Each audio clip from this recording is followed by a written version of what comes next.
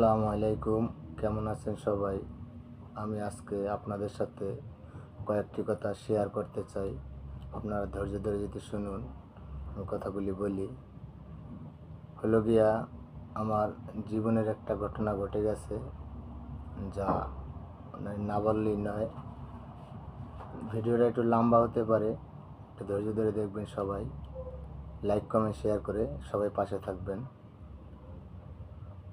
আমি 2019 সালের দিকে একটি ব্যবসা করতে নামছিলাম, মানে আমার গ্রামের বাড়িতে, যারে বলে যে আপনার ইলিশ মাছ ধরার যে ট্রলারগুলো, একটা ট্রলার করছিলাম আমি।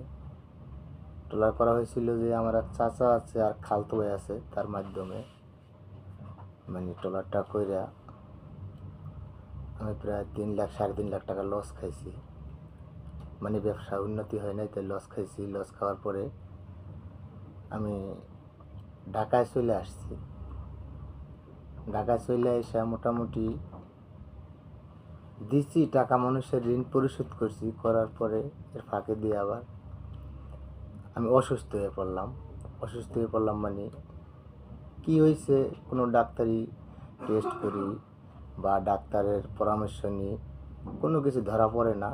যেই রিপোর্ট আসে রিপোর্ট ভালো, কোনো সমস্যা নেই, ডাক্তার বলে কোনো সমস্যা নেই। তারপরে লাস্টে দিয়া আমার বড় ভাই ছিল, বড় ভাইয়ের ফোন দিলাম যে এই অবস্থা, কি করতে পারি। কয় তুমি আমার কাছে আসো, তোমার পিজিতে নিয়ে যাবো। তারপরে গেলাম পিজিতে।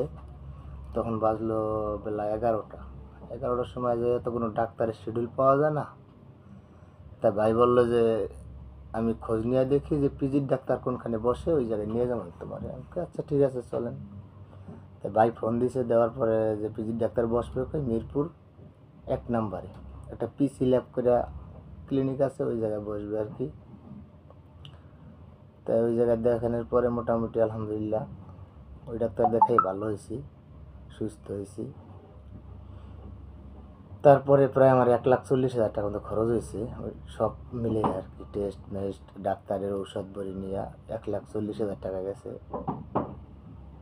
তাই যাওয়ার পরে এর ফাঁকে দিয়ে কী করলাম,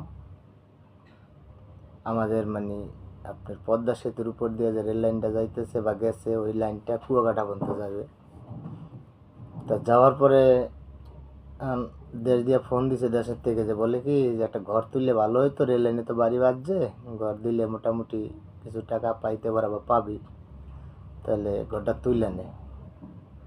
এই ধার দেনা করে ঘরটা তুললাম। ঘরটা তোলার পরে